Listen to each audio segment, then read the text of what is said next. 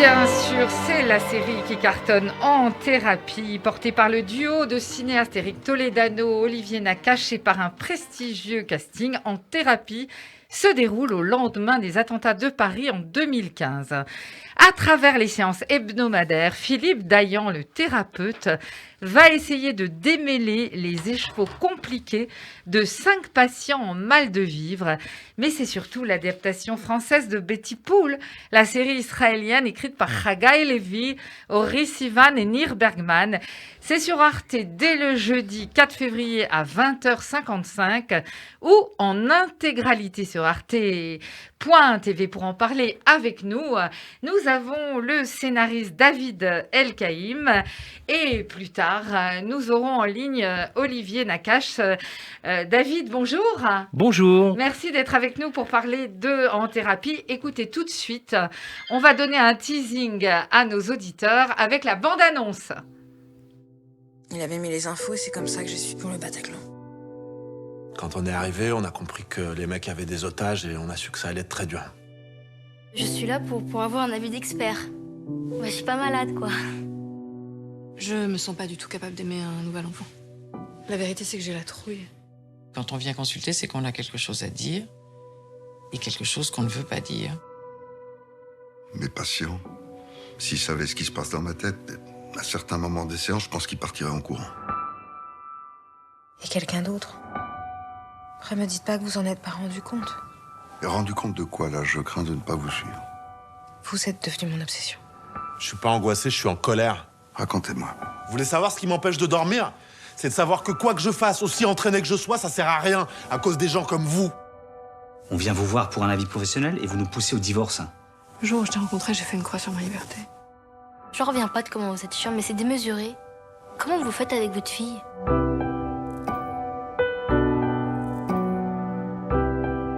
Je t'interroge sur ta famille et tu n'arrêtes pas de repartir sur les attentats. Ça y est, tu fais ta psy. Mais réveille-toi, papa. Il y a nous aussi. Je veux pas rentrer dans vos trucs de psy. Faut vous le dire comment? Va-t'en! Qu'est-ce que vous allez faire, là? Tu veux dire quoi, toi, quand tu dis con? Bah, tu le sais, c'est ce que t'es. Vous connaissez l'adage qui dit que le client a toujours raison. Nous avons tendance à penser que le patient a toujours tort. La pas être très sensible à les mots de psy, en fait. bande-annonce de En thérapie. Et nous sommes en ligne également avec Olivier Nakache qui nous a rejoint, David Elkaïm, et dans nos studios. Olivier, bonjour. Oui, bonjour. Alors nous avons une surprise puisque nous avons Nel Loucone avec nous qui a tenu, alors qu'il est quand même très occupé, à participer à l'émission. Voilà. Ah, très bien. Oui, très bien. non, Oui. la surprise, c'est Olivier. Bonjour, Olivier. Bonjour Nélou, très heureux comme d'habitude de t'entendre. Oui, c'est vrai qu'il faut expliquer à nos auditeurs et à David qui est avec vous que Nélou fait partie des premières personnes sur cette planète à avoir posé son regard sur Eric et moi. Il y a de ça une vingtaine d'années et je t'en remercie encore. Non, mais je suis tellement fier chaque fois que vous réalisez un film. Maintenant, c'est une série, c'est magnifique. Et chaque fois que j'entends ce générique, le générique du Cinéma J, c'est le générique que j'ai fait spécialement pour vous. Vous étiez pendant 3 ans, vous avez animé cette émission. Et voilà, on est très très fiers de tout ce que vous avez fait jusqu'à aujourd'hui. Et on vous suit de très très près. Ben, maintenant, Hélène, à Allez, toi. ouvrez les rideaux, c'est à moi, d'accord. Alors, Olivier et David, alors, Oui. c'est vrai que la série fait l'objet d'un incroyable engouement auprès des médias et je crois que savoir que vous avez déjà beaucoup de millions de spectateurs sur arte.tv. Alors, ma première question, elle est très simple. Est-ce que vous vous attendiez à un tel succès, en tout cas auprès de la presse? Parce qu'il y a Télérama qui vient de sortir hier, qui fait la couverture, il y a le Mondialibé, il y a toutes les séries de France et de Navarre. Alors, Vas-y, Olivier, vas-y. Olivier. Alors, écoutez, je vais vous dire très honnêtement. Cette série, c'est quelque chose, elle est très particulière, elle est très originale, elle est très singulière par son concept et son format. Évidemment que non, on peut jamais s'attendre à ça, ce serait très présomptueux. Quand on tombe sur cette série il y a une dizaine d'années, on se dit elle est formidable, elle est incroyable. Quand on se lance dans un projet, c'est toujours un pari, c'est toujours un défi. c'est toujours une promesse. Donc non, bien sûr que non. Et c'est vrai que nous sommes hyper ravis des retours que nous avons parce que déjà d'habitude, alors David est plus habitué à ça, mais nous, on fait des films pour la salle, on fait des tournées de province avant et on a la réaction des gens. C'est pour ça qu'on fait cette tournée de province qui dure généralement 2 mois. Et là, le pouls, on ne l'a pas, on ne l'a que avec les journalistes avec lesquels on discute. Et là, maintenant, on commence à avoir des retours de personnes et on est hyper heureux. On est hyper heureux parce que les gens nous parlent de plein de choses et ils sont contents de découvrir cette série qui est si particulière. David veut intervenir. Non, mais moi d'abord, alors je dirais que je suis très, très heureux d'être ici, en fait, à Radio J. Ah non, mais vraiment très heureux. C'est la radio qu'écoutait ma grand-mère. Tous les jours et régulièrement j'allais la voir en fait elle habitait rue Richer à Paris et voilà, j'allais la voir régulièrement. Non mais c'est intéressant parce qu'en fait c'est chez ma grand-mère aussi qu'a eu lieu ma première rencontre avec la psychanalyse en fait, dans le sens où ma jeune tante était en fac de psycho et elle était elle-même analysée. Donc votre grand-mère écoutait Nakash Toledano. Ça dépend en quelle année c'était. C'était en 95, non? Oui. Non mais c'est sûr et certain. Sûr et certain qu'elle écoutait. Peut-être qu'on lui a fait donner, on l'a peut-être fait gagner un t-shirt. Peut-être. Oh là là. Comme quoi, Radio J, ça mène au succès, Nello. Attendez, je vais vous dire et je laisserai David poursuivre. Quand on est arrivé nous dans les locaux et qu'on on a eu un entretien avec Serge Azenberg, Michel Zerbil et Nelou, et en fait on leur a dit on veut faire du cinéma, on veut rencontrer des acteurs, ils nous ont donné carte blanche. Et on faisait des entretiens avec des acteurs. Et oui, c'est comme ça qu'on a croisé nos premiers acteurs avec lesquels on a fait nos courts-métrages. Donc, évidemment, on doit beaucoup à cette radio. En tout cas, c'est bien, Olivier, parce que vous n'êtes pas ingrat et c'est agréable d'entendre ça. Alors, Olivier, je voudrais rebondir sur ce que vous dites. Vous parlez de cette incroyable retombée à la fois des médias, du public. C'est une série pour la télévision. Alors, vous n'êtes pas habitué à la série des télévisions. Est-ce que ça vous interpelle? Est-ce que vous trouvez ça incroyable? Ça vous donne envie d'en faire d'autres, des séries? Écoutez, non, je réfléchis pas comme ça. Je réfléchis en termes de projets, d'envie, de thèmes, de sujets. La psychanalyse, cette série-là, évidemment, le format n'était possible que pour la télé. Donc c'est là où ça nous a intéressés. Si vous voulez, on s'est pas dit tiens, on va faire une série plutôt que du cinéma. Non, c'est quelque chose de radicalement différent. Et comme nous, évidemment, on écrit des longs métrages, on a été chercher David et Vincent Poimero, qui, eux, ont l'expérience de l'écriture, je ne sais pas si on peut dire l'écriture sérielle, je ne sais pas si ça se dit.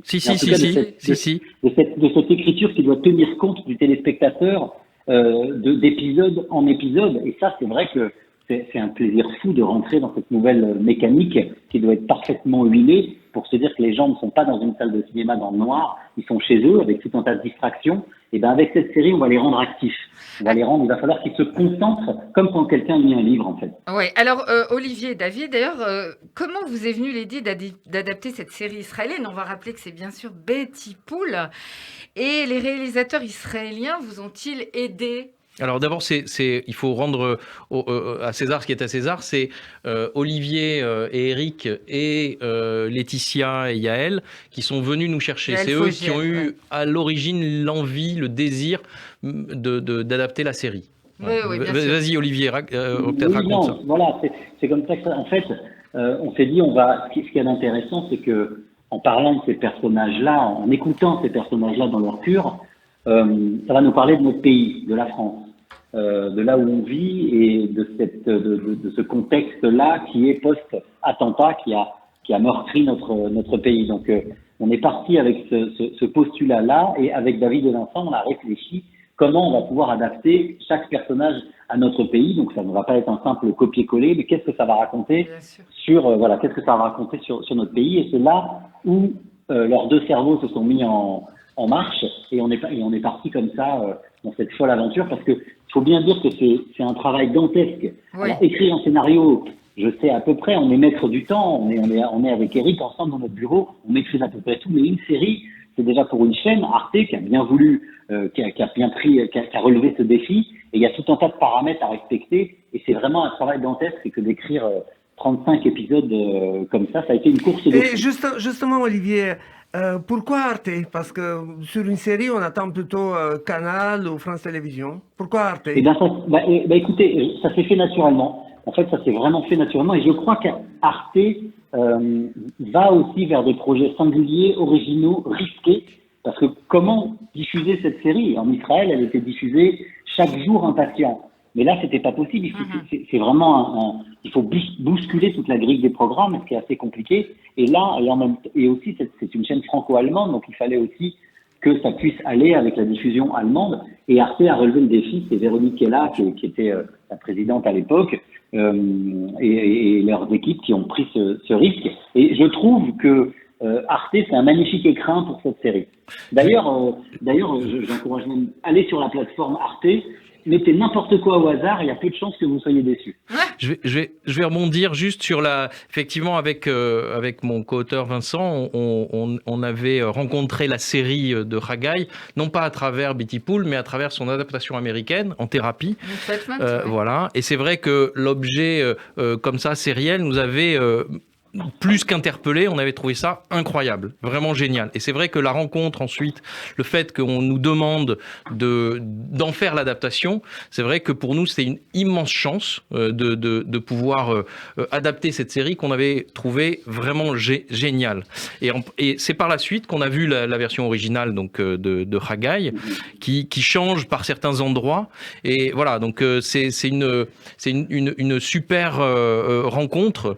Et par ailleurs Arte, c'est vrai que Arte, c'est une chaîne qui est finalement beaucoup plus courageuse à certains endroits sur la série, elle propose des programmes, comme l'a dit Olivier, assez originaux finalement. Et d'ailleurs, depuis un certain temps, on a pu faire ainsi soit-il avec Vincent sur Arte en fait. Donc voilà. David El-Kaïm, qu'est-ce qui se passe le jour où il y a un coup de fil et c'est Eric Toledano ou Olivier Nakache qui vous appelle pour dire est-ce que tu veux travailler avec nous? Alors en fait on les connaissait déjà. Ouais, je sens, j'ai senti une complicité là. On les connaissait déjà parce que alors Vincent avait. Alors qu'est-ce qui s'est passé la première fois? Il faudrait demander à Vincent parce que c'est Vincent qui a eu le coup de fil de Eric et Olivier. Olivier il saura mieux raconter ça parce que moi je n'étais pas présent. Il faut te dire aussi que dans le paysage des scénaristes en France, David et Vincent, tiennent le haut du pavé. Non. Bah voilà, ils tiennent le haut du pavé. Donc c'est vrai qu'on se connaît depuis assez longtemps. Et puis on avait été vraiment blasté par un Tissuat-il et on connaissait aussi le producteur de cette série. C'est comme ça que et je rajoute aussi une chose, c'est que je me rappelle très bien des discussions avec Vincent. Vincent et David sont des férus de psychanalyse. Et ça aussi, pour adapter, si vous voulez, à la France, il faut aussi ramener cette science.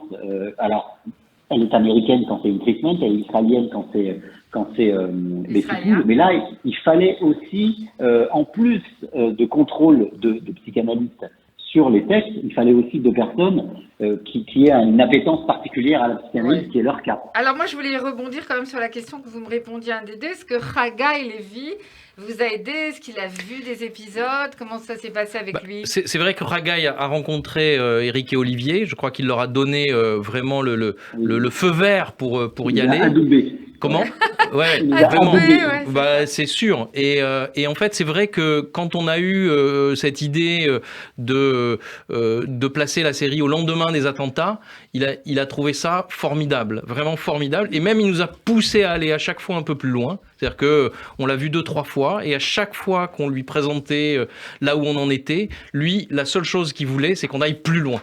Vraiment qu'on n'oublie pas qu'il fallait démarrer de là, parce qu'évidemment, le trauma national, en fait, cache, et c'est l'intérêt de la série, cache un trauma personnel pour chacun des personnages. Voilà, si on creuse, évidemment, c'est la surface, et puis si on creuse en dessous du trauma, on va trouver des choses qui sont beaucoup plus profondes, ancrées en chaque personnage. Et lui, Haggai, vraiment, nous a poussé à chaque fois à ne pas avoir peur, parce que parfois les chaînes, les diffuseurs peuvent être très très frileux là-dessus, dire oh là là c'est trop anxiogène. Non, Haggai nous a toujours poussé à aller exactement à l'endroit où il fallait, c'est-à-dire voilà, ne pas mettre sous le tapis les sujets sensibles. Et justement, est-ce que la chaîne est intervenue à des moments quand vous avez fait des pré-projections, ça les gars c'est trop dur, dur, c'est trop difficile. Essayez d'édulcorer un peu. Et Olivier a eu des premières, enfin avec les productrices, a eu des premières discussions avec la chaîne. Alors je sais plus exactement comment c'est passé. Olivier, tu le raconteras mieux. En fait, c'est un travail collectif d'échange. C'est sûr que quand on s'embarque avec un diffuseur, il y a forcément des échanges sur chaque scénario, sur les textes. Donc c'est un ping-pong, mais à aucun moment on a eu des interdictions, ou à aucun moment on nous a dit là ça va trop loin. Non, c'est qu'un échange. C'est que du débat que naît cette création, et Arte nous a fait totalement confiance. Je fais une précision, c'est que Ragaï Lévy, donc le créateur, est quelqu'un d'absolument qui est au-dessus de la norme, on va dire. Tout ce qu'il fait, c'est The Affair, la série, c'est absolument incroyable. Our Boys, la série qu'il a fait récemment, c'est aussi quelque chose de très très fort. Et là, il adapte aussi Ingmar Bergman en série. Donc c'est vraiment quelqu'un qui est un plaisir, c'est une chance de rencontrer quelqu'un comme ça. Et à chaque fois qu'il nous a donné des conseils, il était là le premier jour de tournage sur le plateau. À chaque fois qu'il nous donne des conseils, ce sont des conseils hyper bienveillants et très riches. Moi, je me souviens que lors de nos premières rencontres, il nous a dit, donc on lui a parlé de sa série, de comment, de la fabrication. Il nous a dit, je vais vous dire, il a sorti une phrase de Dreyer, qui est un metteur en scène, qui disait, il n'y a pas plus beau paysage à filmer que visage humain. Il a raison. Là, oui, il a raison. Alors dites-moi, Olivier et David, justement, puisqu'on parle de ça, et que Ragaï Lévy vous a poussé, pourquoi les attentats de 2015, pourquoi ça se déroule là? C'était évident pour vous tout de suite? Ça aurait pu être l'attentat de Nice. Disons que de l'ampleur nationale des attentats du Bataclan, d'abord de Franck Richer et tout ça. Alors oui, c'était lié à Charlie Hebdo, etc. C'est vrai que malgré tout, l'attentat du Bataclan, c'était le Bataclan, c'était les terrasses, c'était le Stade de France. Vraiment, il y avait une espèce de... C'était la société française dans son ensemble qui était visée. Donc voilà, pour nous, c'était important qu'on parte de là, parce que c'était un traumatisme national. On pouvait plus se raconter que c'était des dessinateurs qui dessinaient, que c'était des juifs, etc. Non, c'était vraiment un ensemble. Donc du coup, c'est la société entière française qui est attaquée. Donc pour nous, c'était extrêmement important de partir de là. Et puis... Commencer des attentats au Stade de France, donc au foot, ce qu'il y a de plus populaire. Aussi. Et ensuite, le Bataclan, c'est la musique, c'est le rock. Et puis les terrasses, les gens qui sont... des gens qui sont en terrasse, des jeunes gens, des jeunes femmes, dans un arrondissement plutôt populaire, encore un peu populaire. Donc du coup, il y avait quand même cette idée de partir de là, parce que pour nous, c'était extrêmement important dans le sens où, en règle générale, à la télévision française, on a tendance à enterrer ce genre de choses. C'est-à-dire qu'on en parle. Alors évidemment, on va en parler aux informations, on va en parler au journal télévisé. On attend 30 ans pour faire un film. Pardon ? Ou on doit attendre 30 ans pour faire un film. Exactement. Et pour nous, c'était extrêmement important que la fiction puisse prendre ça en charge. C'est une manière, et d'ailleurs, c'est ce qu'on dit dans l'analyse, c'est qu'au fond, ne pas parler, laisser enfouir des choses sous le tapis, ça finit par ressortir d'une manière ou d'une autre, de manière désordonnée. Voilà. Donc pour nous, c'était important de pouvoir en parler. Après, évidemment, libre aux spectateurs, et tant mieux que ça marche, c'est-à-dire libre au spectateur finalement de le prendre et de le recevoir. Alors on va rentrer maintenant dans cette partition. Moi je pense que c'est comme une partition musicale où les accords sont parfaits entre les acteurs. Alors le thérapeute s'appelle Philippe Dayan. Il est magnifiquement interprété par Frédéric Pierrot. Alors, moi, j'y ai vu un clin d'œil à l'acteur israélien Assi Dayan qui joue le rôle de l'analyse dans Betty Pool. Alors, peut-être que c'est moi qui affabule, vous me direz. Et est-ce que c'était important pour vous que ce psy soit juif? Parce qu'il le dit plusieurs fois, il est juif. On est sur Radio, Julien. Ouais. Écoutez, alors, est-ce que tu peux dire... Vas-y, Olivier. Si c'était sur France Inter, je ne poserais pas ces questions. Olivier, vas-y, puis moi, je dirai, j'en parlerai après. Oui. Et tu parleras aussi de la recette de la langue de bœuf. De sa grand-mère. Tu parleras de rabat. Oui, bien sûr. Vas-y. On met forcément un peu de nous. Et David y a mis des choses à lui très personnelles. Mais en fait, écoutez, pour répondre à ça, vous savez quelle est la différence entre un tailleur et un psychanalyste? Ouais, je la connais. Une génération. Ouais. Donc oui, c'est vrai que si vous voulez, la psychanalyse dans l'inconscient collectif, et même pas dans l'inconscient collectif, je ne crois pas me tromper en disant que c'est une science juive, de grands psychanalystes juifs, dont évidemment Freud est et j'en passe. Donc pour nous, oui, c'était un clin d'œil qui n'a pas de conséquences énormes dans la série, mais en fait, on avait envie et qu'il aime retrouver la recette de la langue de bœuf. Qu'il soit séfarade aussi. Alors juste deux choses par rapport à ça, parce que deux choses. Dayan, en fait, Dayan ou Dayan, et le rapport à Si Dayan. David, je vous coupe. Vous savez ce que ça veut dire en hébreu, Dayan? Allez-y. Oui, c'est ça, exactement. Oui, c'est important par rapport à la série. Tout à fait. Mais normalement, un psychanalyste ne juge pas. Hein, donc, mais non, ça juge pas un psychanalyste, surtout pas. Donc non, mais juste une chose importante. Moi, je pense qu'on l'a pas fait exprès, mais qu'en fait, quelque part, l'inconscient s'est réveillé et puis a donné ce nom. Au départ, il s'appelait Azan, et pour des raisons diverses, on a abandonné Azan, et voilà, en discutant, ça a fini par Dayan. Et comment on sait qu'il n'y a pas de hasard dans le judaïsme? Exactement. Exactement. Et magnifique. Voilà, magnifique. Et en tout cas, à aucun moment, David et Vincent l'ont appelé Monsieur Martin. Non, c'est vrai. Non, et juste pour sur Assi Dayan, c'est extraordinaire que ce comédien incarne le psy dans la série, parce qu'au fond, alors, outre que c'est le fils de Moshe Dayan, c'est quand même quelqu'un qui a traversé l'histoire du cinéma israélien, en commençant par être un jeune premier dans les films plus ou moins de propagande, et puis qui finit par la gauche, enfin par faire des films assez engagés, très virulents, etc. La vie selon Agfa. Voilà, exactement, qui est un magnifique film. Et du coup, c'est quand même quelqu'un qui incarne à lui seul la trajectoire d'une société tout entière. L'évolution du cinéma israélien, donc de la société. Exactement. Et du coup, vraiment, c'est extraordinaire d'avoir choisi et qu'il ait accepté de jouer dans cette série-là, parce que voilà, il est l'incarnation de l'histoire de la société et du cinéma israélien, et quelque part il recueille tous les traumas, mais c'est fabuleux. Frédéric Pirot est quand même très bien. Hein, il est super. Non, mais vraiment, il est magnifique. Ça c'est génial, parce que c'est un choix, évidemment. Eric et Olivier sont fabuleux pour ça, c'est de trouver un casting, de trouver des gens qui vont incarner, de réussir à les emmener là où il faut. Enfin, vraiment, c'est super. Eric et Olivier, depuis le premier film avec Depardieu jusqu'à aujourd'hui, ils ont toujours eu un casting exceptionnel. Et justement, on peut pas ne pas, Olivier, ne pas vous poser la question. Enfin, j'attends quelques mots concernant Jean-Pierre Bacri, tout simplement. Ah bah oui. C'est le dernier grand rôle, Le sens de la fête, votre film. Juste quelques mots. Quelques mots, c'est vous dire à quel point on est triste. On est triste pour tout un tas de raisons, parce que c'est un monde, vous savez, on a la chance, avec nos métiers atypiques, de croiser des personnalités, je fais pas de jeu de mots, hors normes. Vous parliez de Gérard Depardieu, François Cluzet, Vincent Cassel, Omar, François Cluzet, enfin, si vous voulez, on traverse des personnalités fortes, et Jean-Pierre a été pour nous une énorme rencontre, parce que on le considère comme un maître des dialogues. Ses films nous ont énormément inspirés. Il parle des hommes avec une telle justesse. Il parle de la contradiction, des contradictions humaines avec une telle finesse, une telle sensibilité. Il n'y a rien qu'à voir les personnages qu'ils ont créés avec Ami Jaoui. Donc, oui, on est très admiratifs de leur travail, et de l'avoir embarqué avec nous dans Le sens de la fête, ça a été une énorme chance. Des moments magnifiques. C'est une lame, son regard sur le monde, sur les gens. Sa bienveillance avec nous. Il savait cultiver sa rareté, ce qui est une chose quand même assez cruciale dans notre époque, je trouve, de cultiver la prise de parole à un moment où c'est cacophonique.